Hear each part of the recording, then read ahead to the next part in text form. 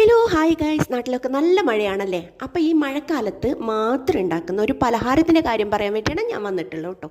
ഇപ്പോൾ ഈ മഴയത്ത് ഉണ്ടാക്കുന്ന ഒരു തരം താളില്ലേ, ഇത് നമ്മൾ കുഞ്ഞുനാളിലൊക്കെ വെള്ളമൊക്കെ ഒഴിച്ച് കളിക്കുന്ന ഈ താളാണിത്. അപ്പോൾ ഈ താളെടുത്തിട്ട് നമ്മൾ അടിപൊളിയായിട്ടൊരു പലഹാരം ഉണ്ടാക്കും. ഈ താള് നമ്മൾ പറിച്ചിട്ട് വൃത്തിയാക്കി അതിൻ്റെ പുറകിലുള്ള നാരൊക്കെ കളഞ്ഞ് നല്ല മുളക് പൊടിയും മഞ്ഞൾ പൊടിയും ഇറച്ചി മസാലപ്പൊടിയും ഉപ്പും ചെറുനാരങ്ങ നീരും തക്കാളി പേസ്റ്റൊക്കെ ഇട്ടിട്ട് നല്ലൊരു പലഹാരം ഉണ്ടാക്കും.